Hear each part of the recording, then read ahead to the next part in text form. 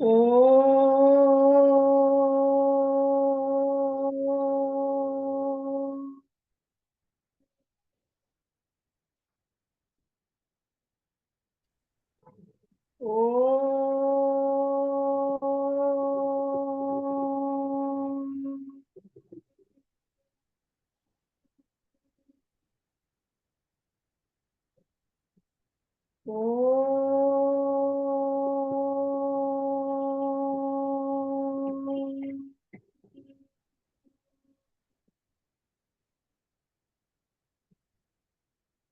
O hidden life, vibrant in every atom.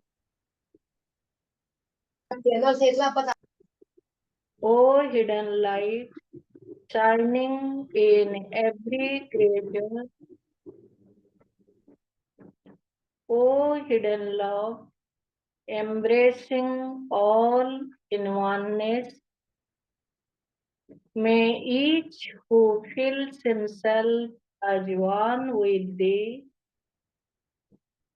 know he is also one with every other.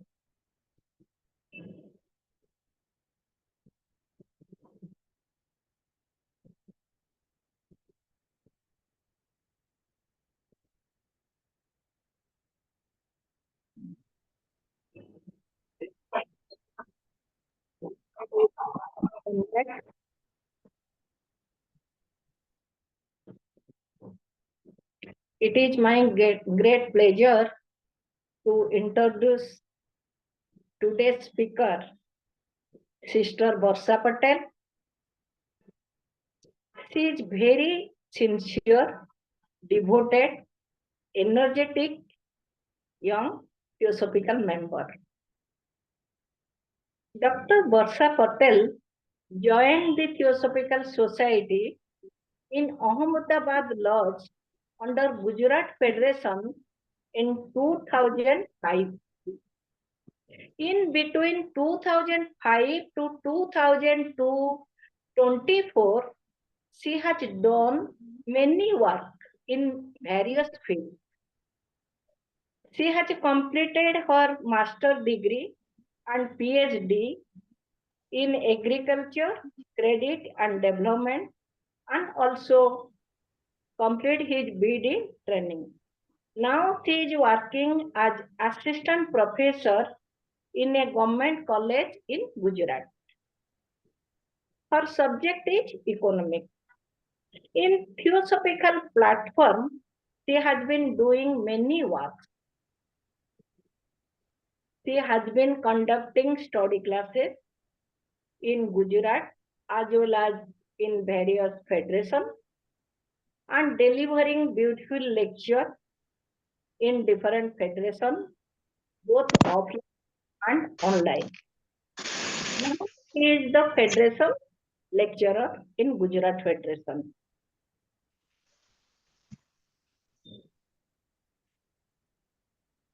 She conducted study classes in UTF twice, which was very heart-touching and appreciated by our senior members.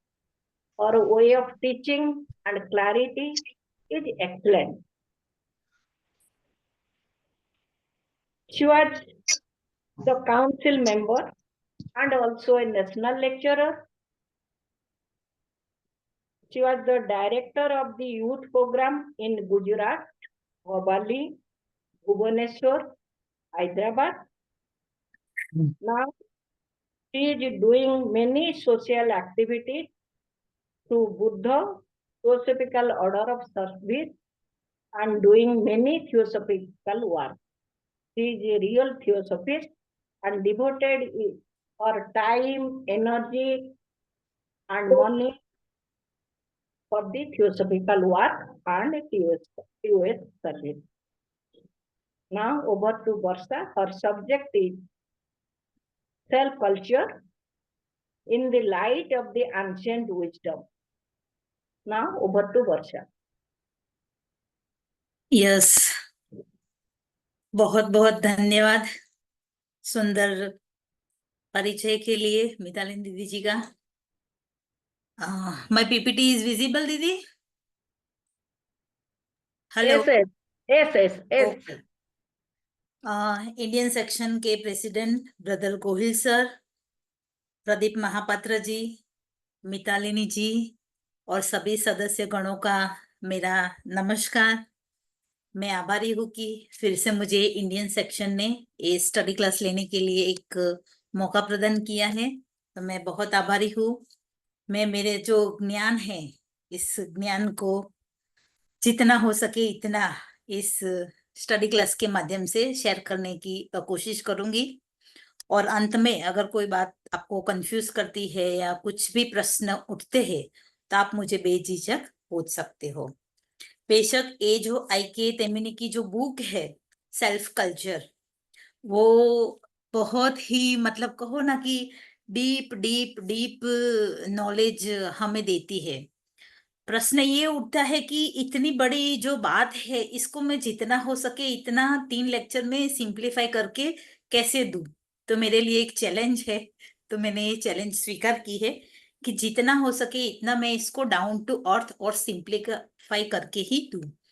तो जो विषय है हमारा है वो है आत्म साधना, गुह्य विद्या के प्रकाश में आत्म अनुसंधान और आत्म अनुभूति की समस्या। तो इस बुक के जो ऑथर है वो आईके तेमिनी जी है। तो उन्होंने जो जो बताया है इस बुक में, तो इससे ही पता चलता है कि इनकी कितना गहरा डेप्थ है इस सब्जेक्ट्स में। तो उन्होंने जिस लेवल से इसको समझा और जिस समझाने की कोशिश की है, तो हम इसको अपने लेवल पे समझ के ना बल्कि समझ के ना बल्कि पढ़ के अगर जितना हो सके इतना हम अपने जीवन में इसको लाने की कोशिश करेंगे, तब जाके ये जो आत्म साधना है वो इस बुक की जो गहराई है इसको हम समझ पाएंगे। क्योंकि बहुत सारे प्रकृति के बहुत ही गहन बातों की इसमें उन्होंने बातें बताई है। तो पहले हम बुक का जो टाइटल है इसको समझते हैं कि आत्म साधना। तो आत्म साधना किसके लिए है? तो आत्म साधना हमें पड़ोसी के लिए नहीं है, हमारे रिलेटिव के लिए नहीं है, आसपास के जड़ चेतन पदार्थ के लिए नहीं है। ये आत्म साधना हमारे अपने लिए है। क्यों हम ये आत्म साधना करना चाहते हैं? तो हम अपने आप को इस जन्मांतर से इस शरीर में हम जर्नी कर रहे हैं। तब एक ऐसा समय आ जाता है कि अब हम इनमें से अपने आप को फ्री कर ले। तो इसके लिए हमें आत्म साधना की जरूरत है। तो आत्म साधना किसके लिए? तो अंदर जो बैठा है आत्मा, इसके लिए। वैसे आत्मा को तो कोई साधना की जरूरत नहीं पड़ती है, लेकिन जो अंदर बैठा है वो जो आत्मा, तो हमने हमारे थियोसॉफिकल लिटरेचर में अब तक की लेक्चर्स में अब तक की बुकों में समझ लिया कि ईश्वर की पूरा जो प्लेनेट, पूरा सौर मंडल जो है वो ईश्वर का एक लीला मात्र है। तो ऊपर से हम जब इसके अंश, जो मेन अंश है, इसको यहाँ पर हम एग्जाम्पल के तौर पे हम ईश्वर को यहाँ पे हम मेन अंश के रूप में लेंगे और हम अपने आप को आत्मा के रूप में इसके अंशी, ऐसा शब्द प्रयोग करेंगे। तो इस मेन अंश से हम अंशी बन के जब नीचे आए, तो नीचे आए फिर हम मिनरल से लेके बहुत सारी आगे की पीपीटी में आएगी कि हम जर्नी करते करते ह्यूमन बॉडी में आए। तो करोड़ों अबजों मिलेनियन टू मिलेनियन और ईयर से हमने फॉर्म का सहारा लिया। तो हमने इस फॉर्म को यानी कि इस आकार को ही अपना सच्चा स्वरूप मान लिया। तो अब जो आत्म साधना है वो आत्मा तक पहुंचने के लिए, अपनी सेल्फ के साथ जुड़ने के लिए हमें वो साधना करनी है। तो जो आत्मा है वो तो मिला हुआ ही है, वो तो प्रकाशित ही है, वो तो ज्ञान से भरा हुआ ही है। लेकिन जो साधना करनी है वो नीचे के अज्ञान के जो आवरण है, जो हमने फॉर्म को ही अपना सब कुछ मान लिया है। तो फॉर्म हम नहीं है, लेकिन फॉर्म के अंदर बसने वाली आत्मा या चेतना या ईश्वर का अंश है। तो इस बात की क्लैरिटी के लिए हमें साधना करनी है कि हम शरीर नहीं है। तो ये जो आकार को अपना मान लिया है, ये जो इग्नोरेंस हमने साध लिया है सदियों सदियों से, जन्म जन्मांतर से, तो इस अज्ञान के आवरण से मुक्त होने के लिए हमें ये साधना की जरूरत है। तो ये बात हमें बुक में बहुत अच्छे से बताई है कि कैसे वो काम हम करेंगे। तो पार्ट 1 में हम 3 चैप्टर के माध्यम से थोड़ा देखेंगे। पहला जो चैप्टर है इसमें बताया है गुह्य विद्या के अनुसार विकास के सिद्धांत। तो हमारा साइंस विकास के सिद्धांत के लिए क्या कहता है और गुह्य विद्या इस सिद्धांत में अपना क्या राय देती है, तो इसकी क्लैरिटी हम करेंगे। दूसरे चैप्टर में हम हमारी जो मनुष्य की जो संपूर्ण संरचना है इसकी बात करेंगे, और तीसरे चैप्टर में हम आत्म साधना एक विज्ञान है, तो किस तरह से एक विज्ञान है वो आई.के. तैमिनी जी ने हमें बहुत अच्छे से बताया है, तो इसकी ओर हम जाएंगे। तो ये कुछ पॉइंट्स मैंने इस पेज में लिए हैं, वो बुक के शुरुआत में ही बताए हैं, बुक में शुरुआत में यानी कि इंडेक्स में बताए हैं। ये कम से कम 15 जितने पॉइंट हैं, तो ये 15 जितने पॉइंट यहाँ पे इतने स्पष्ट हमें नहीं देखने को मिलेंगे। तो मैं यहाँ पे एक मिनट, हाँ,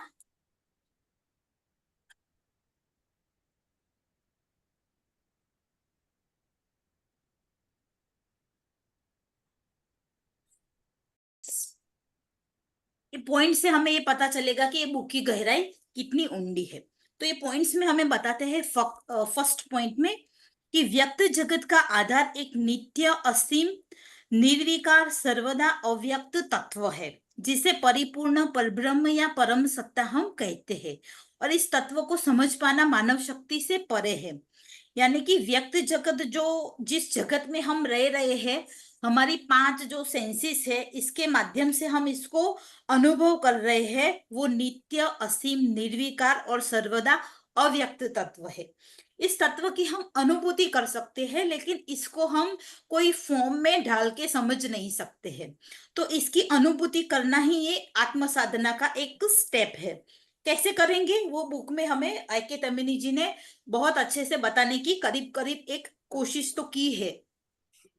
दूसरी बात बताते हैं कि चैतन्य और शक्ति, पुरुष और प्रकृति दो स्वतंत्र सत्ताएं नहीं है, वो परब्रह्म के दो स्वरूप मात्र है। और अंत में जाके जब हम हमारे अंश, हमारा जो अंशी है वो जब अंश में विलीन हो जाता है, तो वो दो जो पदार्थ और मैटर की जो बात की है, पुरुष और प्रकृति की जो बात की है, वो जो भेद है ड्युअलिटी का, वो वहां पे खत्म हो जाता है।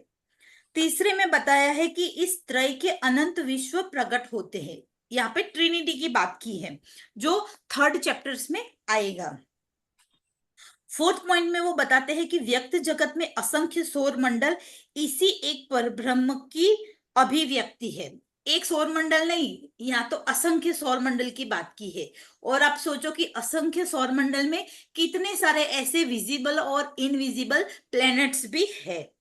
तो प्रत्येक सौरमंडल एक स्वतंत्र इकाई होते हुए भी इस सर्वदा अव्यक्त सत्ता में स्थिर रहता है। तो कैसे स्थिर रहता है इस अव्यक्त सत्ता में? तो बहुत सारी हमारे थियोसॉफिकल लिटरेचर में थियोसॉफी के गुह्य सिद्धांत है, जिनरात दास की बुक्स है, मैडम लेविट्स्की की बुक्स है, आइसिस अनवेल्ड है, सीक्रेट डॉक्ट्रिन्स हैं। तो इन सब में इसको बताने की उन्होंने करीब करीब कोशिश की है। फिर आगे वो बताते हैं कि प्रत्येक सौरमंडल एक पूर्णतः सुव्यवस्थित इकाई है। इसका संचालन प्रकृति के अपरिवर्तनीय नियमों के अनुसार होता है।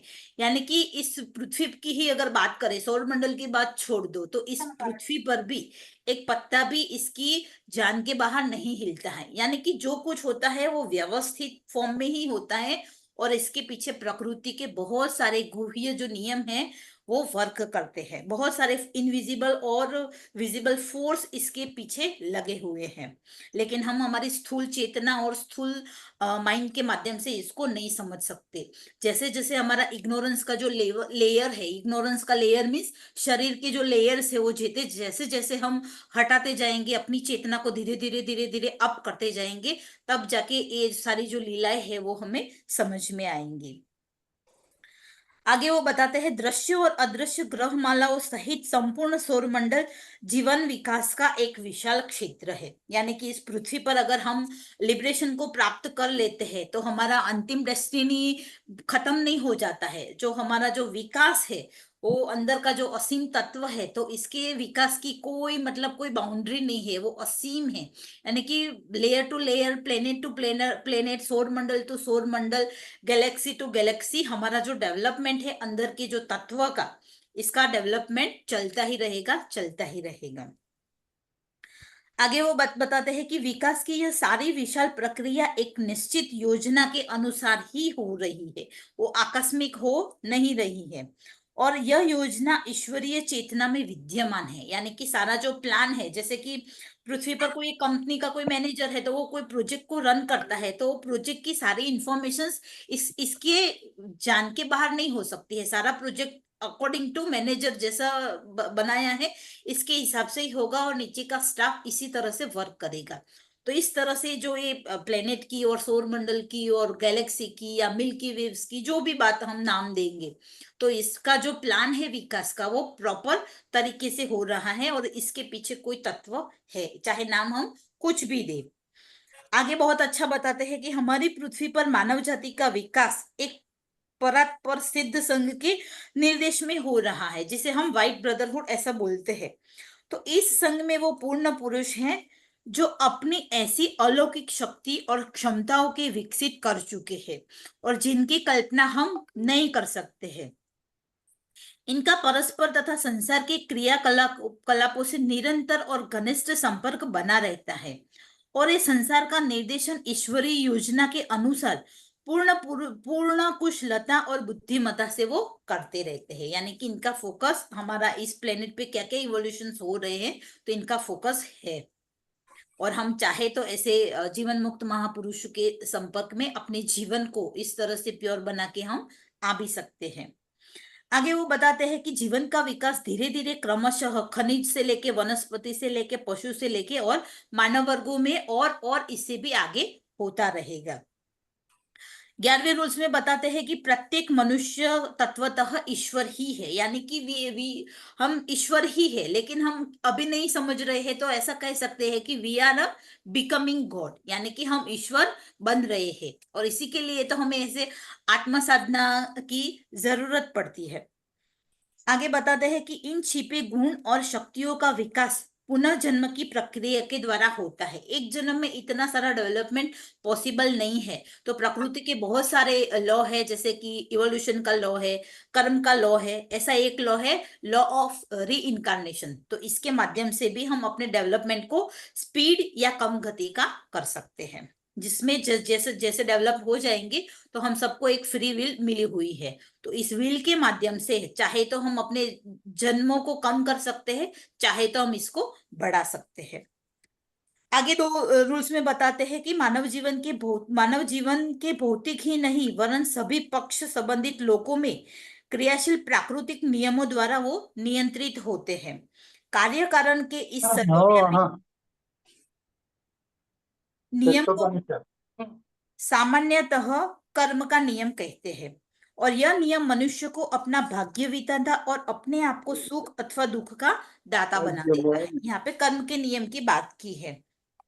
और लास्ट वाले 15 रूल्स में बताते हैं कि मानवीय विकास के लिए इन संपूर्ण प्राकृत नियमों के उपयोग पर ही आत्म साधना का विज्ञान आधारित है। यानी कि जब आत्म साधना के पक्ष में हम आगे बढ़ेंगे तो हमें ये आत्म साधना कैसे यूज हो सकती है, ये बुक कैसे यूजफुल हो सकती है, वो हम आगे के चैप्टर्स में देखेंगे।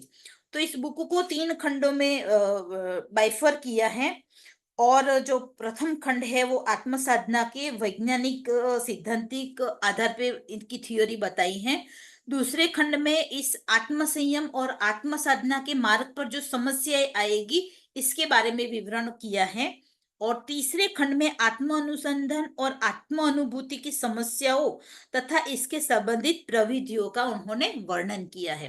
तो इस तरह से बहुत ही स्मूथ तरीके से आई.के. तम्मिनी ने हम अपने आप और प्रकृति के नियमों को कैसे समझ के अपनी इग्नोरेंस को कैसे हटा के हम वो जो चेतना है इसका स्पार्क, चाहे स्पार्क ही शुरुआत में, वो कैसे हम प्राप्त कर सकते हैं, इसकी उन्होंने कोशिश की है। तो हम देखते हैं फर्स्ट चैप्टर में मैं आई.के. तम्मिनी जी ने क्या बताया है। तो गुह्य विद्या के अनुसार विकास के सिद्धांत। तो साइंस अभी हमें मालूम है कि पैरेलल हमारे साइंस विज्ञान धर्म पैरेलल चल रहे हैं। तो लेकिन विज्ञान जो है वो कुछ ही बातों को पकड़ पाता है। प्रकृति जो के जो कुछ नियम है इसको समझ तो सकता है, लेकिन इस पर प्रयोग भी वो करता है। लेकिन जो बातें वो बताता है वो थोड़ी, जैसे कि हमारे गुह्य बुक्स में और ऑकल्ट साइंस में जो प्रकृति के नियमों की जो बात की है गई है, और साइंस जो हमें बताता है, तो इसमें थोड़ा बहुत सारा, अगर हमें हमें दोनों पक्षों का नॉलेज नहीं है, तो अगर सिर्फ साइंस की ही बात हम समझेंगे तो इसको समझने में हम काफी काफी भूल कर सकते हैं। तो यहाँ पे दोनों तरीके से हमें आई के तैमिनी जी ने गुह्य विद्या के अनुसार विकास क्रम का जो सिद्धांत है वो कैसे वर्क करता है वो बात बताई है फर्स्ट चैप्टर में। तो जैसे साइंस कहता है कि भाई हमारा जो मनुष्य का जो इवोल्यूशन हुआ है वो वानर से हुआ है, लेकिन एक तरीके से डार्विन का ये सिद्धांत सही है। लेकिन गुह्य विद्या के सिद्धांत के अनुसार हम देखेंगे तो इसमें बहुत सारी सीमित नॉलेज है और बहुत सारी विकृतियां भी है। तो वो विकास का एक माइक्रो लेवल की बात करती है। तो गुह्य विद्या के सिद्धांत अनुसार विकास का जो सिद्धांत है वो किस तरह से वर्क करता है। तो गुह्य विद्या के सिद्धांत के अनुसार जब हम चेतना, यानी कि जो अंशी, हमारा जो अंश है, यानी कि ईश्वर की जो चेतना है वहां से हम अंशी बन के हमारा जो नीचे डिसेंडिंग हुआ, तो डिसेंडिंग हुआ तो वो पहले मिनरल फॉर्म्स में नहीं था, मिनरल से भी आगे जैसे वो शब्द बताया है लेट बीटर साहब ने अपनी कुछ किताबों में कि भूत सत्व 1, भूत सत्व 2, भूत सत्व 3, और इसके बाद इसमें भी करोड़ों करोड़ों सालों की जर्नी करने के बाद हम मिनरल फॉर्म्स में आते हैं। मिनरल फॉर्म्स में भी यहाँ पे मैंने पिक्चर्स के माध्यम से और विकास क्रम का जो सिद्धांत है वो हम थियोसॉफी के स्टूडेंट के नाते काफी बहुत बार इसको हम समझे हैं, पढ़े हैं, जाना है और सुना है।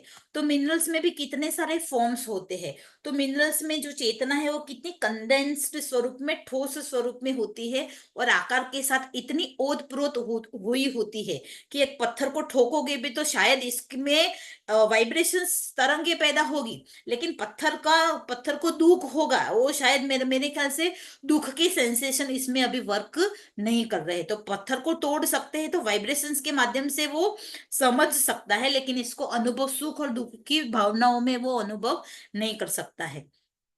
तो हमारी जो ठोस चेतना है वो ऐसे पत्थरों में, पहाड़ों में और ऐसे बहुत सारे मिनरल्स में भी बहुत बहुत बहुत सारी कैटेगरी है, इसमें जर्नी करके आगे बढ़ती है। और जब इसका पूर्णतः रूप विकसित हो जाता है तो वो क्रिस्टल के फॉर्म में, ज्वेल्स के फॉर्म में वो आती है। और फिर इसके बाद अंदर की जो चेतना है वो प्लांटेशन में आती है। प्लांटेशन में भी हम करोड़ों अबजों ईयर्स जर्नी करते हैं। वनस्पति जगत में भी हम देखते हैं कि नीचे विथआउट रूट्स वाली भी, नीचे सोई हुई बहुत सारी लताएं के फॉर्म में प्लांटेशन होती है, रूट के फॉर्म में प्लांटेशन वाले पेड़ होते हैं, बहुत सारे कांटे वाले भी पेड़ पौधे होते हैं, ऐसे बहुत सारी लताएं होती है, बहुत सारे ऐसे तरु होते हैं। फिर लास्ट में वो झरने करके करके इसके अंतिम फॉर्म में आती है, विकसित फॉर्म में, तो वो बहुत सारे अच्छे फ्रूट और फूल देती है जो दूसरों को उपयोगी होते हैं।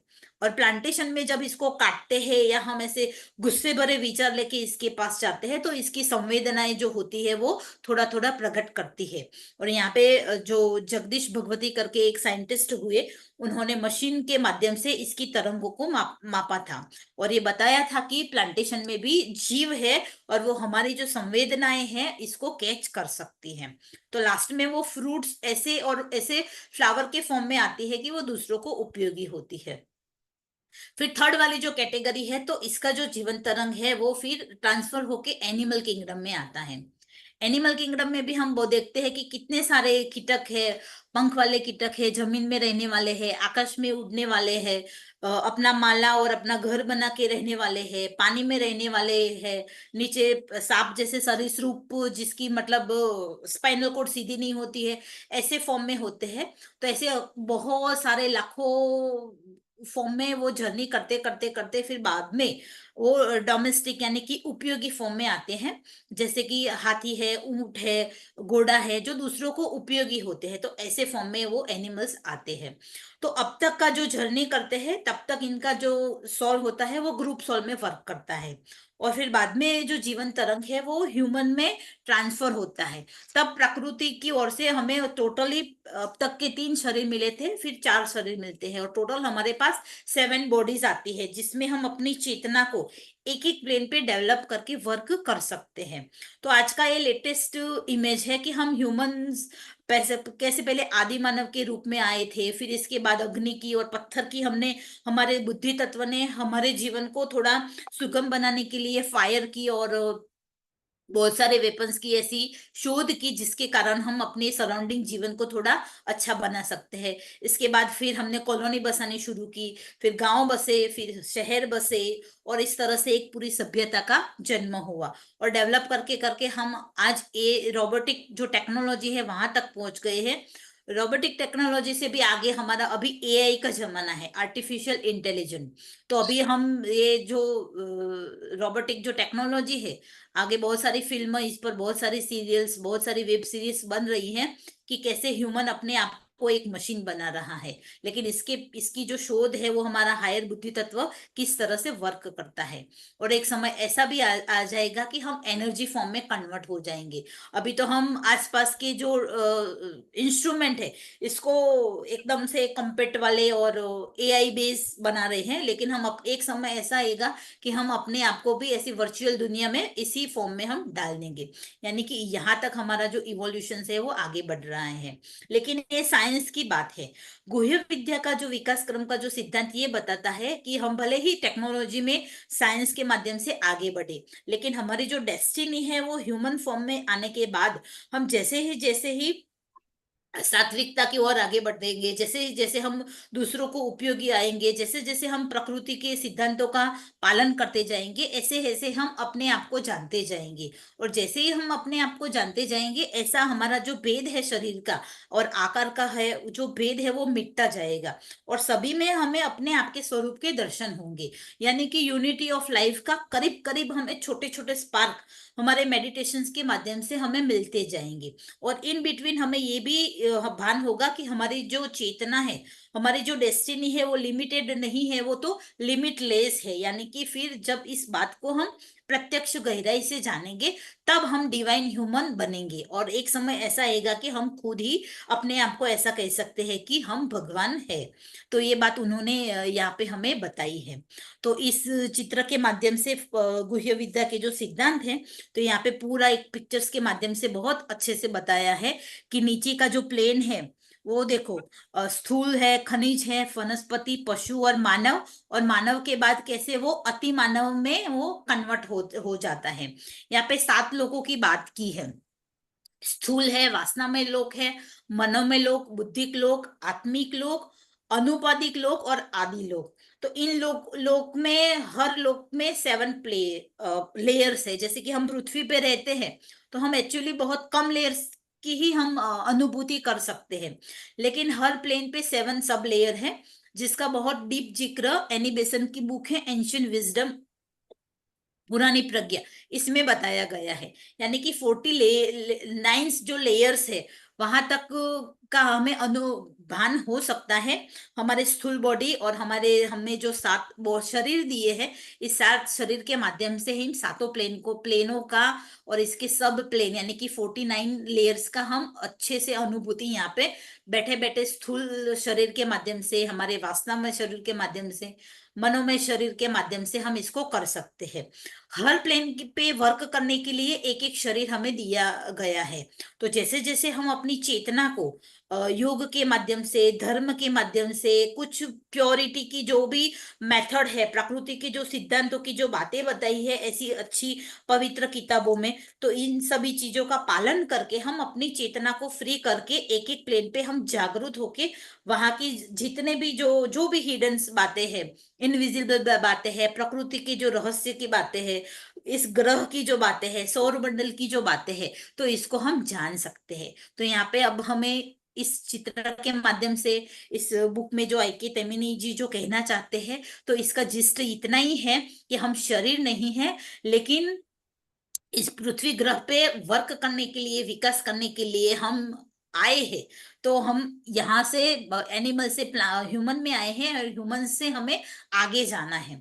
तो आगे किस तरह से जाना है तो वो आगे के चैप्टर्स में हमें हमें यहाँ पे बताया है। तो इस चैप्टर के माध्यम से हम देख सकते हैं कि यहाँ पे ह्यूमन बॉडी है, फिर वासना में शरीर के लिए इसका शरीर है, मनोमय जगत में व्यक्त करने के लिए ये शरीर है, फिर धीरे धीरे शरीर का भी जो है वो मतलब जो कहना कि कंडेंस्ड जो इसकी पावर है, चेतना है, वो कैसे कैसे डेवलप होती है, और फिर इसका एक एक स्पार्क है वो इस तरह से आगे अपने आप को व्यक्त करता जाता है। जो जितना जो संघर्ष है आत्म साधना के मार्ग पे, वो संघर्ष वो बस इतना ही है कि हम अपने आप को शरीर समझ लिया है, यानी कि देहात्मा को हमने अपना सब कुछ मान लिया है। तो जैसे हम देहात्मा से जीवात्मा की ओर जाते हैं, जीवात्मा से जब हम आत्मा की ओर जाते हैं, तब हम अति मानव की ओर जर्नी कर सकते हैं। तो जो संघर्ष है आत्म साधना का, वो नीचे देहात्मा तक ही है। फिर आगे की जो जर्नी है वो तो बहुत सारी आसान है कि कुछ ही समय के बर्थ में इस जर्नी को हम प्राप्त कर सकते हैं।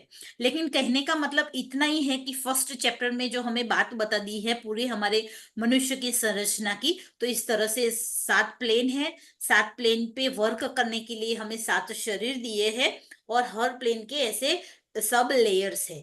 और ये जो प्लेन है और ये जो शरीर है हमारे, भले ही हम स्थूल आंखों से देख सकते नहीं है, लेकिन ये सातों सात जो लेयर्स और साथ हमारे जो बॉडी है वो एक ओनियन की लेयर की तरह एक दूसरे में एक मिंगल किए हुए हैं। यानी कि जैसे ही हम थोड़ा चेतना को अंदर जाके थोड़ा सूक्ष्म बनाते हैं तो इसकी अनुभूति हम कर सकते हैं। जैसे कि पानी है, तो पानी में फ्रिज में हम कर देते हैं तो वो बर्फ बन जाता है, कितना ठोस स्वरूप बनता है। फिर थोड़ा गर्माहट देते हैं तो वो पिघलता है, फिर थोड़ा नीचे से स्टीम देते हैं तो वो कैसे स्टीम बनती है। तो आत्म साधना क्या करता है, हम आत्म साधना करके क्या करती है, तो हम अपने इग्नोरेंस को स्टीम के माध्यम से यानी कि अपने आप को तपाते हैं। आत्म साधना का मतलब क्या है कि अपने इग्नोरेंस को दूर करना, दूर करने के लिए हमें क्या करना है, अपने आप को तपाना है। अपने आप को हम तपाने के लिए क्या करना है, अपनी चेतना जो बाह्य पदार्थों में जो लिप्त हुई है, हम पदार्थ के पीछे भागते हैं, नेम के पीछे भागते हैं, फेम के पीछे भागते हैं, किसी नियर डियर से हमारा अटैचमेंट हो जाता है, तो हमारी जो चेतना है वो किसी के पीछे भागती है। तो इस चेतना को हमें अपने में लाना है, यानी कि सेल्फ के साथ जुड़ना है और फिर साधना करनी है। तो इग्नोरेंस के जो लेयर है वो पिघलेंगे, और जैसे जितने जितने इग्नोरेंस के लेयर पिघलेंगे, यानी कि हमारी चेतना, जैसे मेडिटेशंस करते हैं तो शरीर को भूल जाते हैं हम, सांस है ऐसा ही हमें महसूस होता है। फिर आगे बढ़ते हैं तो विचार खो जाते हैं, कैसे शून्य में भले ही सेकंड के लिए हम चले जाते हैं। तो इस तरह से हम अपने आप को तपा तपा के इस लेयर्स के अनुभव, और हमारा जो जीवन है वो कितना भव्य है। नीचे के स्थूल जगत में तो कितना हम कहा ना कि कितना बहुत ही मतलब बदतर और बहुत ही कम सच्चा जीवन जी रहे हैं। असली जीवन तो जैसे जैसे आगे बढ़ेंगे ऐसे ऐसे हम इसका आनंद है वो इसका जो रंग है वो आएगा। तो आत्म साधना का यही एक हेतु है कि अपने आप को तपा के अपने आप के साथ जुड़ के, मैं शरीर नहीं हूं लेकिन मैं आत्मा हूँ, ईश्वर का अंश हूँ, ये बात को ज्यादा से ज्यादा हमें अपने आप को याद करवानी है। तो इसी यही आत्म साधना का एक मतलब है। बहुत अच्छी बात यहाँ पे बताई है कि all living things have a life force. It flows through plants, water, crystal, animals, humans and anything that comes from nature. Earth itself has a life force. यानी कि यहाँ पे हम दो प्रकार के वर्क करते हैं, लाइफ फोर्स एनर्जी, और लाइफ फोर्स एनर्जी को व्यक्त करने के लिए हमें फॉर्म की जरूरत पड़ती है। ये फॉर्म यानी कि हमारा शरीर, पर मेन जो हमारा वो जो है वो अंदर की लाइफ फोर्स एनर्जी है। दूसरे चैप्टर में मनुष्य की संपूर्ण संरचना के इस चैप्टर में बहुत अच्छी इस चार्ट के माध्यम से हमें आईके तेमिनी जी बताया है कि किस प्रकार के 7 लोक पे हमारे जो 7 बॉडीज है वो किस प्रकार के रिफ्लेक्ट होते हैं। जैसे कि सामान्य भौतिक जीवन है तो हमारा जो स्थूल शरीर है, तो ज्यादा से ज्यादा अगर हम आसपास के जीवन में आसपास के पदार्थों में इतना सारा अटैच हो गए हैं तो हमारा स्थूल बॉडी और इसकी ओरा इस प्रकार से रिफ्लेक्ट होती है। फर्स्ट चैप्टर के फर्स्ट बॉक्स में ये सामान्य भौतिक जीवन और स्थूल के नीचे का जो बॉक्स में ये बताया है। फिर वासनामय और निम्न मनस और उच्च मनस में शरीर तो है, लेकिन इसकी जो चेतना का अनुभव हमें नहीं होता है, क्योंकि नीचे पर ही हमारी चेतना इतनी अटैच हो गई है। फिर हमारी जब मृत्यु हो जाती है तो ये स्थूल शरीर है, और स्थूल शरीर के बाद जैसे ही अग्निदाह संस्कार करते हैं तो हमारा इथरिक बॉडी भी जल जाता है, तो ये शरीर खत्म हो जाता है। तो फिर वासनामय शरीर में हम प्रकट हो, वासना लोक में हम वासनामय शरीर के माध्यम से हम वहां पे प्रकट होते हैं। तो वहां पे हम हमारा जो जीवन है इसको अनुभव करते हैं। लेकिन वही जीवन को हम अनुभव करेंगे, कभी कभार तो हमें ये ज्ञात भी नहीं होता है कि हमारी सच में डेथ हो गई है। अगर सडनली किसी की डेथ हो जाती है, या तो एक्सीडेंट के माध्यम से, या कोमा में के माध्यम से, या नींद में किसी की डेथ हो जाती है, इसको पता नहीं चलता है। तो एस्ट्रल प्लेन पर भी ऐसा ही जीवन जीता है जैसे वो पृथ्वी लोक पे जीवन जीता है। फिर निम्न मनस में और उच्च मनस में भी इसकी चेतना का इसको इतना भान नहीं होता है। फिर वो जो जिसकी डेथ हो गई है वो जर्नी करके थोड़े आगे बढ़ते हैं, तो इसके वासना में जगत में भी इसके जो बॉडी के जो परमाणु है वो डिस्ट्रॉय हो जाते हैं। और अगर इसने अगर अच्छे कर्म किए हैं तो मृत्यु के बाद बोलते हैं कि आत्मा तो स्वर्ग जाती है या तो नर्क जाती है। तो ऐसा कोई डिफरेंट प्लेन की यहाँ पे बात नहीं है। स्वर्ग और नर्क है वो हमारे विचार और हमारे कर्म के माध्यम से ही हम इसको साकार करते हैं। अच्छे विचार और सात्विक जीवन किया है तो हमें स्वर्ग की अनुभूति होगी, दूसरों को हमेशा छीना है और प्रताड़ित किया है तो हमें नर्क की अनुभूति होती है। यानी कि यहाँ पे हमारा जो थॉट है, हमारा जो विचार है वो यहाँ पे प्रमुख भूमिकाएं निभाता है कि हम किस प्रकार के इस प्लेन में, जब हमारा एस्ट्रल बॉडी भी डिस्ट्रॉय हो जाएगा तो हम किस प्रकार से वहां पे रहेंगे। तो इस तरह से हम करीब करीब अगर अच्छा कर्म किया है तो इस प्रकार के स्वर्ग लोक के जीवन की हम अनुभूति कर सकते हैं। फिर यहाँ पे फिर उच्च मनलोक पर आते हैं, तो ये पूरी मृत्यु की बात की अवस्था की बात की है। फिर चौथे उन्होंने बताया कि उच्च मनोलोक पर समाधि में अगर हम मेडिटेशन करते हैं, मेडिटेशन में कुछ कुछ क्षण अगर हम निर्विचार रहते हैं, निर्विचार का जो अंतराल है वो बढ़ता जाता है, बढ़ता जाता है, बढ़ता जाता है, तो इसे समाधि कहते हैं। तो इस समाधि यानी कि निर्विचार की एक स्टेबिलिटी वाली स्टेज, और इसके बाद अगर ऊपर हमारी जो चेतना जाती है तो हमारा स्थूल बॉडी यहाँ पे पड़ा रहता है, और हम उच्च मनस यानी कि हायर मेंटल बॉडी में भी हम रिफ्लेक्ट करके वहां का जो भी ज्ञान है वो ला सकते हैं, इसको अनुभव कर सकते हैं, इसको जान सकते हैं। बल्कि वहां हम वर्क भी कर सकते हैं, अगर हमने अपने बॉडी को डेवलप किया है तो उच्च उच्च हायर मेंटल प्लेन पे हम वहां पे कुछ सीख भी सकते हैं और वर्क भी कर सकते हैं। फिर बौद्धिक लोक पर समाधि में अगर और डेवलपमेंट हमारा हो जाता है तो हमारी जो चेतना है वो बुद्धिक प्लेन पे रिफ्लेक्ट होती है, नीचे के शरीर एकदम शांत अवस्था में वो नीचे बैठते रहते हैं। और इस तरह से जब हम आत्मिक लोक पर समाधि की अवस्था में जाते हैं तो हमारा लास्ट वाला जो पॉइंट है एटमिक या आत्मिक प्लेन है, तो वहां से इस तरह से हमारी जो चेतना है वो रिफ्लेक्ट होती है। तो हम हमें पूरी जर्नी करनी है, और हमारी बॉडी का जो इग्नोरेंस की वश हमें मी एंड माय सारी इमोशंस के साथ जुड़े हुए हैं, तो इस तरह से हमें अपने आप को फर्स्ट पॉइंट स्थूल और सामान्य भौतिक जीवन की चेतना से लास्ट वाले बॉक्स तक हमें अपने आप को ले जाना है। तब जाके सारे के सारे सौर मंडल की, ग्रह की, और हमारी जो संरचना है, ईश्वर की लीला है, प्रकृति के जो गुह्य सिद्धांत है, इसको हम समझ सकते हैं। फिर उन्होंने इस दूसरे चित्र में ये पूरा बताया है कि फिर ये तो अगर हम यहाँ तक आत्मिक लोक में समाधि तक भी जाएंगे तो बॉडी तो रहेगा ही रहेगा, लेकिन हम बॉडी के बाद हमारी जो चेतना है वो तो जब आत्मा परमात्मा में विलीन हो जाएगी तो हमारा जो डेस्टिनी है, हम लिमिटलेस है, हम सुपर कॉन्शियस, कलेक्टिव कॉन्शियस से सुपर कॉन्शियस है। यानी कि सब जगह सिर्फ पृथ्वी ग्रह पे या प्राणी या जड़ पदार्थ चेतन में नहीं है, पूरे सौर मंडल में हमारी चेतना व्याप्त है। वो लिमिटलेस की जो अवस्था है वो हम जब आत्मा से परम आत्मा की अवस्था में आएंगे तो हम इसे अनुभव कर सकते हैं। लेकिन जब हम नीचे के जो नीचे का जो गोला है, देखो स्थूल शरीर का है वो, इथरिक बॉडी और लोअर मेंटल बॉडी का ये बन के हमारी नीचे देहात्मा बनती है, यानी कि पर्सनालिटी बनती है। तो करीब करीब हम वासना यानी कि सुख और दुख, क्या अच्छा क्या बुरा, वहां तक ही हम अपनी पर्सनालिटी को डेवलप करते हैं। लेकिन जब हमारा डेथ हो जाता है तो ये तीनों शरीर है वो परमानेंटली डिस्ट्रॉय हो जाते हैं। और जब हमारा लेसन अगर हमने अपनी चेतना को आत्मिक प्लेन तक की अनुभूति अगर हमने नहीं की है, तो फिर से हमारा जन्म होगा, फिर से हमें लेसन सीखने होंगे, और फिर हमें आगे प्रकृति के गुह्य सिद्धांत को समझ के फिर से आत्म साधना करनी पड़ेगी। तो फिर हम इस आध्यात्म का भान करते करते एक समय ऐसा आता है कि ये पृथ्वी सच में नश्वर है। पृथ्वी के सारे जड़ चेतन और जो ह्यूमन की जो हमारी अटैचमेंट है वो सच में परमानेंट नहीं है, टेम्पररी है। नाहक हम इस सब में अपना समय बर्बाद करते हैं। तो फिर जब हम देहात्मा का जो भान है वो हम उच्च की ओर ले जाते हैं, तो हम जीवात्मा की कैटेगरी में आते हैं। तो जीवात्मा की कैटेगरी में जब अपने आप को हम समझना, प्रकट करना और अपने बॉडी को डेवलप करना शुरू करते हैं, तो हमारी जो चेतना है वो एटॉमिक आत्मिक लेवल की नीचे के स्तर तक वो आती है। यहाँ पे आई के तेमिनी जी ने बताया है कि देहात्मा, जीवात्मा और आत्मा यानी कि तीन तीन के गुच्छे में चेतना वर्क करती है, और हर प्लेन पे वर्क करने के लिए जो शरीर है वो हमें डेवलप करना पड़ेगा।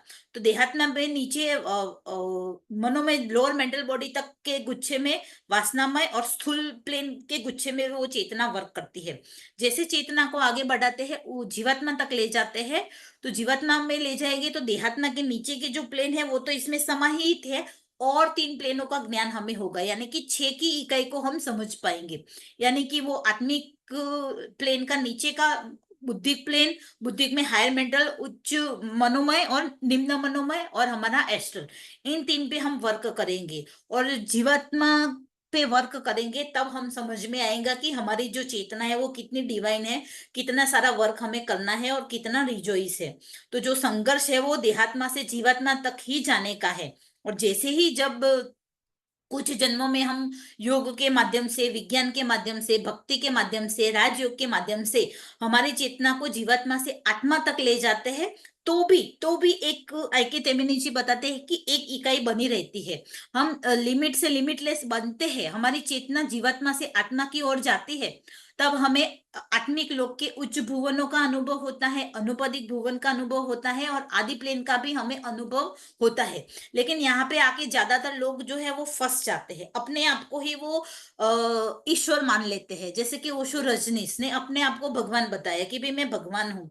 तो इनका संघर्ष है वो नीचे देहात्मा और जीवात्मा से थे, उन्होंने साधना के माध्यम से खत्म कर दिया, लेकिन अभी वो आत्मा के प्लेन पे आके फंस गए और अपने आप को वो भगवान समझने लगे। तो यहाँ पे थियोसॉफी का जो लिटरेचर है वो हमारी आई को ओपन करता है कि हमें, मैं भगवान हूँ, इस संघर्ष से भी हमारी बॉडी को या हमारी लिमिटेड अंडरस्टैंडिंग को फ्री करना है। क्योंकि इस प्लेन पे बड़े बड़े दार्शनिक, बड़े बड़े साइंटिस्ट, बड़े बड़े संत भी यहाँ पे आके इस इकाई में फंस जाते हैं कि हम, मैं ही सब कुछ हूँ, मैं मतलब कि मैं भगवान हूँ, इतना वो एक इल्यूजन के प्लेन में आ जाते हैं। तो इस इल्यूजन के जो प्लेन है इससे हमें क्रॉस करना है, और इसी इल्यूजन के प्लेन को कैसे क्रॉस करेंगे, तो यहाँ पे हमें थर्ड आई दी है। तो थर्ड आई है वो हमारे 6 बॉडी के साथ जुड़ी हुई है, और ये थर्ड आई का मतलब ही है कि भ्रामक इल्यूजन की जो दुनिया है इसे हमें दूर करना है। और जब हमारी थर्ड आई जब क्लोज होती है, यानी कि अंदर जो हमें दिखना बंद हो जाता है, और तब हमारी रियल विजडम की जो आई है वो विजडम की 6th आई ओपन होती है, वो सच्चा त्रिनेत्र है। और तब जाके हमारी छोटी बची हुई जो जो भी वासनाएं हैं वो भी भस्मीभूत हो जाती है, और हमारी रियल विजडम की जो आई है वो ओपन होती है। और फिर तब हम अपनी जो चेतना है आत्मा, तो आत्मा किसे मतलब कि जो एटॉमिक आत्मिक बॉडी है इससे भी हम फ्री होके जो इस इकाई से बाहर आ जाते हैं। और यहाँ पे मैंने बताया है आत्मा से परम आत्मा, तो परम आत्मा में जब हम आ जाते हैं तो हम लिमिटलेस हो जाते हैं, और अपनी जो सेल्फ है वो वहां पे मर्ज हो जाती है, यानी कि निर्वाण या परानिर्वाण की भूमिका पे हम पहुंच जाते हैं। और फिर इसके बाद अगर हमारा पृथ्वी पर कुछ सालों का जीवन बचा है तो इसमें हम चेतना के माध्यम मतलब रहते हैं, लेकिन हम पूरी पृथ्वी पे जो भी हमने जाना है वो एक संत के माध्यम से, जैसे भगवान बुद्ध ने बताया, महावीर ने बताया, तो इस तरह से सच्चे संत क्योंकि डेस्टिनी तो है कुछ सालों का है अपना स्थूल शरीर का, तो इसमें वो रह के हम हमारा जो लिमिटलेस परमात्मा का अनुभव करते हुए भी फिर से हम वापस इस शरीर रूपी पिंजरे में आते हैं। और हमने जो जाना वो बुक के माध्यम से और ज्ञान के माध्यम से दूसरों को यानी कि मानव जात को बताने की हम कोशिश करते हैं। तो इतना सारा बड़ा प्लान यहाँ पे हमें बताया है। तीसरा जो चैप्टर है वो आत्म साधना एक विज्ञान है। तो आत्म साधना एक विज्ञान है। तो आगे ये जो बिगर पिक्चर जो हमने बताया है कि तेमिनी जी ने, तो इस बिगर पिक्चर को कैसे हम अनुभव करेंगे, तो इसको अनुभव लाने के लिए हमें क्या करना चाहिए। तो तीसरे चैप्टर में उन्होंने बताया है कि आत्म साधना एक विज्ञान है और साधना करने के बहुत बहुत बहुत सारे रास्ते हैं। जितना धर्म है, जितना पंथ है, इतने सारे रास्ते हैं। लेकिन कुछ रास्ते जो ऐसे हैं वो भ्रामक है, गलत है।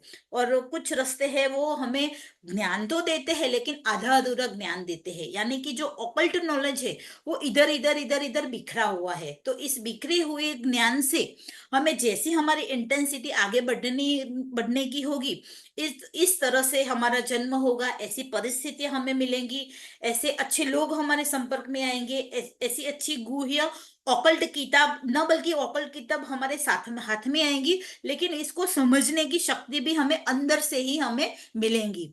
मैं इस किताब को जिस तरह से समझी हूँ, अगर दूसरे लोग इसको पढ़ेंगे तो वो अपने तरीके से समझेंगे। तो एक ही ऑथर एक ही है, उन्होंने एक बुक के माध्यम से आत्म साधना की एक विज्ञान बताया, लेकिन इसको समझने वाले जितने होंगे तो सबको अपने अपने हिसाब से इसकी समझ आएंगी। इस प्रकार के बहुत सारे गुरु है, सच्चे गुरु भी है और धोखे में ले जाने वाले भी गुरु है। तो जिस प्रकार की हमारी अपने सेल्फ से जुड़ने की और ईश्वर से मिलने की और अपने आप को इन सब इग्नोरेंस के हॉल से फ्री होने की इंटेंसिटी होगी हमारी, प्लस हमारा जीवन थोड़ा पवित्र होगा, अच्छे कर्म करेंगे, तो इस प्रकार से ये हमें अंदर ही मिलता जाएगा।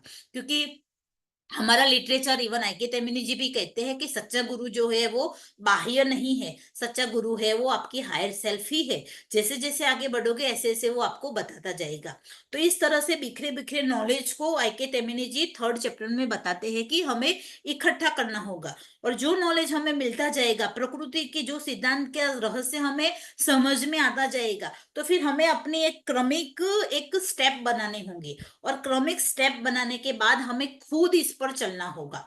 तो थर्ड चैप्टर में उन्होंने एक ही बात बताई, गुणास की बताई कि आत्म साधना के इस मार्ग में हमें अपना चरित्र निर्माण करना है।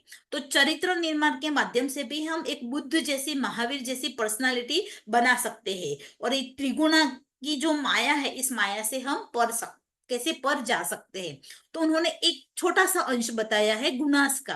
तो जब पदार्थ फॉर्म में हम जब रहते हैं तो ये तीन गुण किस तरह से हमारे अंदर वर्क करते हैं। तो शुरुआत तामसिक गुण से होती है। जब हम सभ्य ज्ञाति में होते हैं, आदि मानव स्वरूप होते हैं, तो हमारे अंदर तामसिक गुण होता है। फिर जैसे जैसे हम हर जन्म में पढ़ते हैं, थोड़ा गांव में रहना शुरू करते हैं, शहर में रहना शुरू करते हैं, तो हमारे राजसिक, हमारी जो प्रकृति है वो राजसिक टाइप की बनती रहती है, कि यानी कि वर्क वर्क वर्क, यानी कि बहुत सारी प्रवृत्तियां करते हैं। और इन बिटवीन हम नेगेटिव क्वालिटी भी डेवलप करते हैं, पॉजिटिव क्वालिटी भी डेवलप करते हैं। फिर एक समय इसकी नश्वरता हमें समझ में आती है, तो फिर हम सात्विक की ओर बढ़ते हैं। और फिर हम बैलेंस, राजसिक गुण, तामसिक गुण और सात्विक गुण, तीनों की बराबर जरूरत है। अगर तमस हमारे अंदर नहीं होगा तो रात को हमें नींद ही नहीं आएगी। तो तमस की भी जरूरत है। हमारे सर्वाइवल के लिए हमें ब्रेड बटर भी चाहिए, तो राजसी गुण की भी जरूरत है। और हमारे योग के माध्यम पे मेडिटेशंस करने के लिए कुछ प्योरिटी और कुछ बैलेंस भी चाहिए।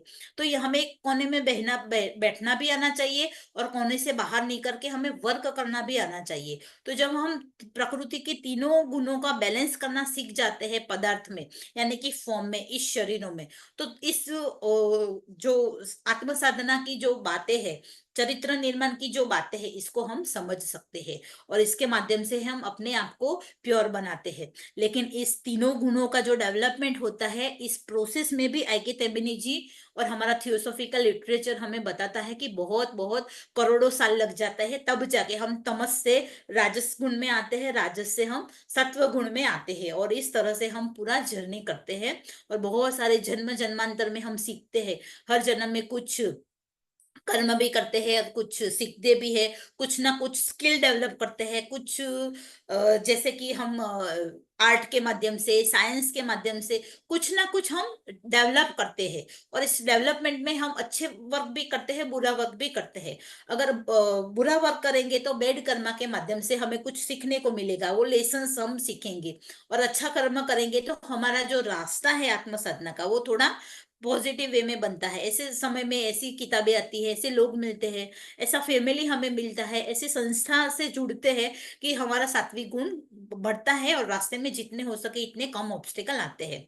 तो इन तीनों गुणों की जो माया है, जो वो नीचे के देहात्मा तक हमें इसका यूज करना है और डेवलपमेंट भी साथ साथ करना है, और फिर इस तरह से हम आगे बढ़ते हैं।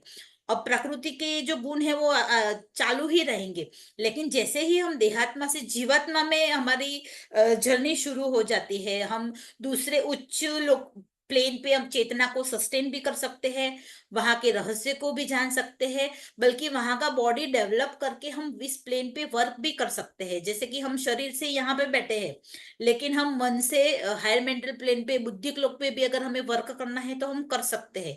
तो वो जब क्वालिटी हमारी डेवलप हो जाती है, तो जो प्रकृति के जो 3 गुण है, यानी कि थर्ड वाले चैप्टर में उन्होंने ट्रिनिटी की बात की है। एक बहुत सारे लॉ है, सेप्टिनरी लॉ है, यूनिटी का लॉ है, ट्रिनिटी लॉ है। तो ये ट्रिनिटी का जो लॉ है वो आगे भी वर्क करेगा, लेकिन इसका वर्क करने का जो फंक्शन है वो बदल जाएगा। तो पहले में क्या होता था कि पदार्थ के साथ एक गुण अटैच होके वो वर्क करते थे, लेकिन जब चेतना में जो गुण है वो वर्क करना शुरू करेंगे, यानी कि आगे के व्हीकल्स में जब हम वर्क करना शुरू करेंगे, तो सत्य, चित और आनंद का भी हमारे व्हीकल को अनुभव से गुजरना होगा। तो जब हम सत्य की क्वालिटी के साथ जुड़ेंगे और काफी समय इसमें बिताएंगे, सत्य यानी कि क्या, अल्टीमेट ट्रूथ, रियलिटी, जिसमें कोई भी भ्रम ना हो, as it is, direct perception की जो बात कृष्णमूर्ति ने की है, तो उन्होंने ये सत्य के प्रदेश की बात की है। तो इस सत्य के प्रदेश में भी हम अनुभव करके काफी समय, काफी जन्म गुजरते हैं, और तब हम हमारा जो विल है, संकल्प शक्ति है, इसको डेवलप कर सकते हैं। और हमारे इस पृथ्वी पर कहते हैं ना कि 7 प्रकार के लोग हैं और 7 प्रकार के रेज इसमें वर्क करते हैं। तो जो फर्स्ट रे है, इसके में विल पावर बहुत ही, मतलब कि डेवलप किया हुआ होता है। एक बार वो व्यक्ति संकल्प कर लेता है तो वो पूरे ब्रह्मांड चाहे हिल जाए, वो अपने संकल्प से पीछे नहीं हटता।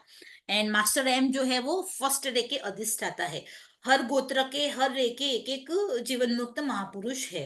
तो इस तरह से सत्य के माध्यम से भी हम अपनी विल पावर, बल्कि विल पावर ही नहीं, साहस, धैर्य, समतुला, मन की एक संतुलित अवस्था, और इस सारी क्वालिटी को हम डेवलप करते हैं। लेकिन वो डिवाइन क्वालिटी की यहाँ पे बात की है।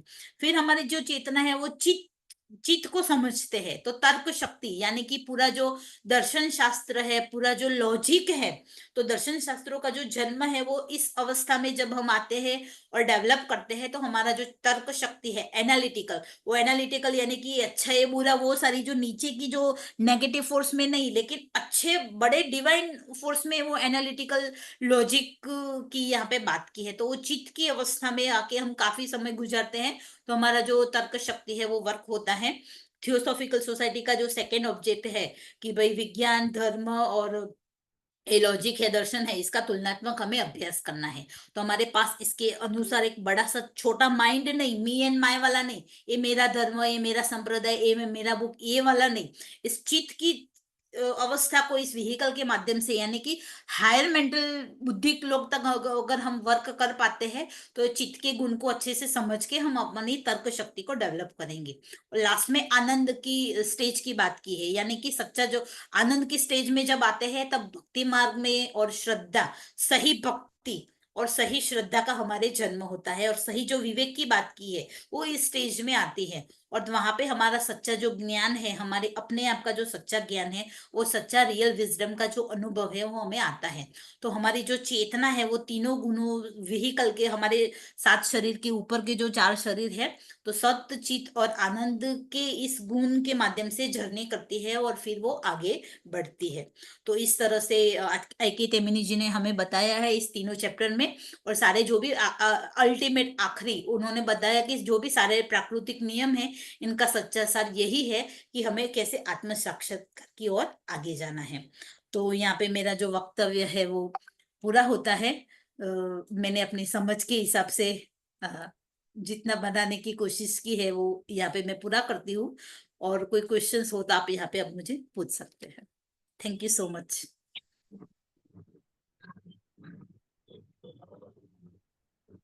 बहुत बहुत धन्यवाद वर्षा जी।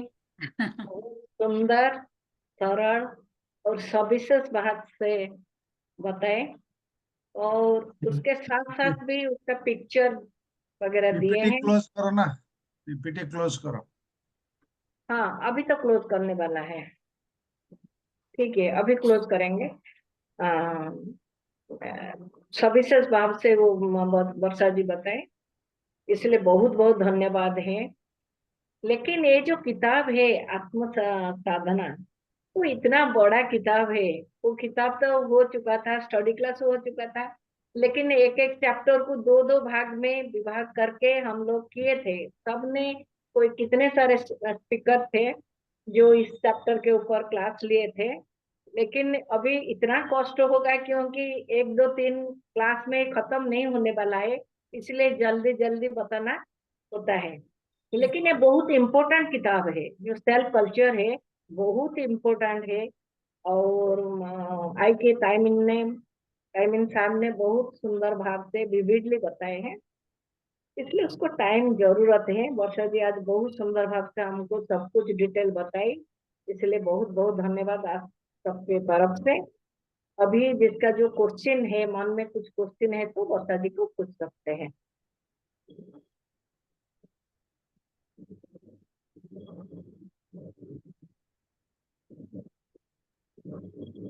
वर्षा तुम पीपीटी क्लोज करो, स्क्रीन में है ना अभी पीपीटी? अच्छा है सर, कर दिया मैंने सर। नहीं, स्क्रीन में अभी भी है ना, क्लोज द पीपीटी। अब अब हो गई मेन सर। स्क्रीन, नहीं मेन स्क्रीन में अभी भी है। अच्छा हाँ अभी क्लोज हो गया, ठीक है। बस। Thank you, Varsha. You explained so nicely, so beautifully, so clearly. Many, many thanks to you for that.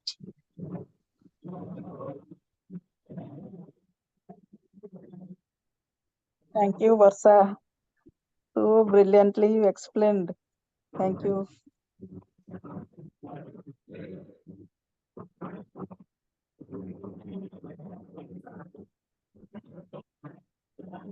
किसी के मन में कुछ क्वेश्चन नहीं और कोई कुछ ऐड करने वाला नहीं हो तो हम कंक्लूड क्लियर करेंगे।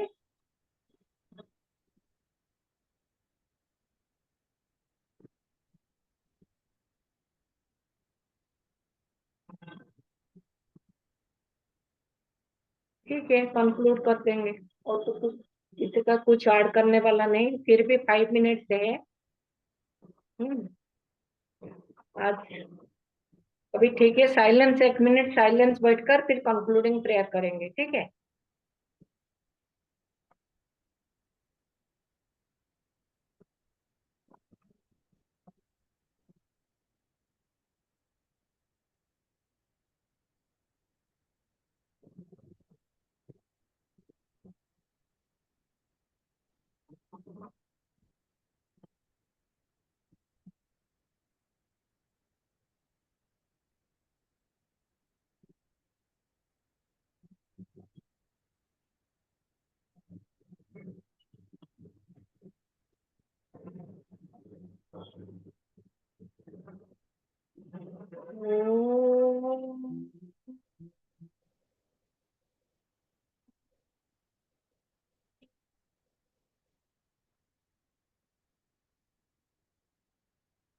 असतो मा सद्गमय तमस्तु मा ज्योतिर्गमय मृत्युर्मा अमृतं गमय।